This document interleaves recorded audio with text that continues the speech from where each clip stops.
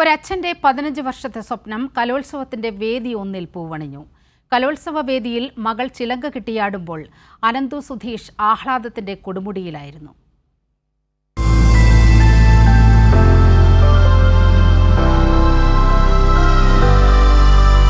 അച്ഛന്റെ സ്വപ്നമാണ്. താൻ ജനിക്കും മുന്നേ ഈ സ്വപ്നത്തിന് അച്ഛൻ താളം പിടിച്ചു തുടങ്ങിയതാണ്.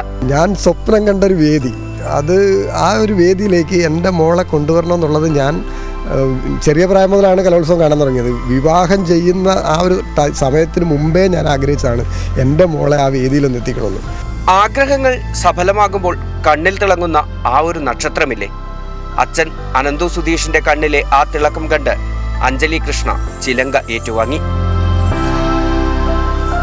കലോത്സവ വേദിയിൽ നേരത്തെ എത്തണം, ആവശ്യമുള്ളതെല്ലാം എടുത്തിട്ടുണ്ടെന്ന് അമ്മ ഉറപ്പുവരുത്തിയിട്ടുണ്ട്. ഇന്നലെ രാത്രിയിൽ പറഞ്ഞേൽപ്പിച്ച പ്രകാരം ഓട്ടോമാമൻ നേരത്തെ തന്നെ എത്തി. ഇനി ആശ്രാമം മൈതാനത്തേക്ക്. മേക്കപ്പ് പൂർത്തിയായി. ചെറിയൊരു കാത്തിരിപ്പ്. ഫൈനൽ കോൾ അനൗൺസ് ചെയ്തു. Chest number 120 on the stage.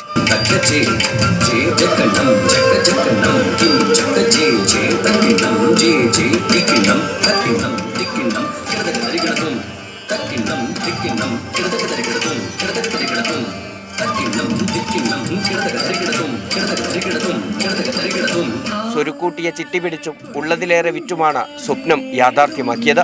Vaikom ആശ്രമം HSS 10ാം തരം വിദ്യാർത്ഥിനിയായ അഞ്ജലി കലാക്ഷേത്രം അമൽനാഥിന് കീഴിലാണ് ഭരതനാട്യം അഭ്യസിക്കുന്നത്. നിർമ്മാണ തൊഴിലാളിയായ അച്ഛനും തയ്യൽ തൊഴിലാളിയായ അമ്മ മീനാക്ഷിയും എല്ലാം മറന്ന് മകൾക്കൊപ്പമുണ്ട്. ഒത്തിരി സന്തോഷം തോന്നുന്നുണ്ട്. അച്ഛൻ ആഗ്രഹിച്ച പോലെ കളിക്കാൻ പറ്റി. അച്ഛൻ്റെ അത്രയും വലിയൊരു ആഗ്രഹമായിരുന്നു. എന്നാ കഴിയുന്ന രീതിയിൽ ഞാനത് ചെയ്തിട്ടുണ്ട്. ഈ അച്ഛനോളം ഒരാളും ഇന്ന് ഇത്രമേൽ സന്തോഷിക്കുന്നുണ്ടാവില്ല.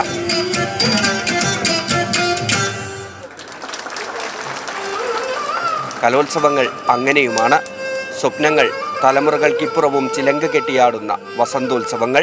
തികഞ്ഞ കലോത്സവ പ്രേമിയായ ഒരച്ഛൻ. 15 വർഷം മുൻപ് ആ അച്ഛൻ കണ്ടു തുടങ്ങിയ സ്വപ്നമാണ് കൊല്ലത്തെ കലോത്സവ വേദിയിൽ ഇന്ന് യാഥാർത്ഥ്യമായത്.